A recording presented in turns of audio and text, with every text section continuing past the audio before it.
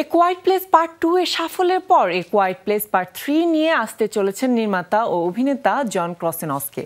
একাধারে পরিচালক, লেখক ও প্রযোজক হিসেবেও এই সিনেমা নিয়ে হাজির হচ্ছেন তিনি। তবে সিনেমায় অভিনয়শিল্পী সম্পর্কে এখনো কিছু জানা না গেলেও আগের পার্টির অভিনয়শিল্পী এমিলি ব্লান্ট, নোয়া জুপ ও মিলিসেন্ট সিমন্সে অভিনয় করার কথা রয়েছে।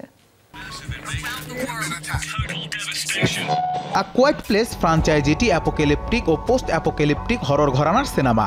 ফ্রাঞ্চাইজিটির প্রথম কিস্তি আ কোয়াইট প্লেস ও এর sequel a quite place part 2 পরিচালনা করেছিলেন জন ক্রাসিনস্কি।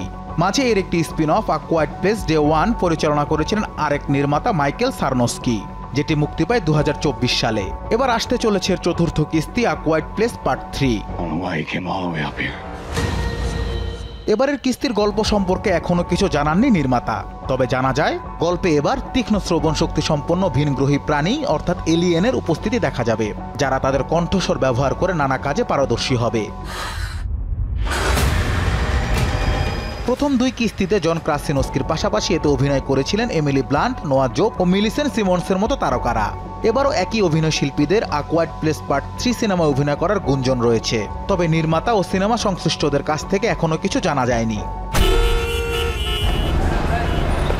সর্বশেষ মুক্তি পাওয়া ফ্রাঞ্চাইজিটির স্পিন অফ আ কোয়াইট প্লেস ডে 1 বক্স অফিসে বেশ সাড়া ফেলেছিল। মাইকেল সারনোস্কি পরিচালিত স্পিন অফটি প্রেক্ষাগৃহ থেকে $900 মিলিয়ন বেশি আয় করে নিয়েছিল।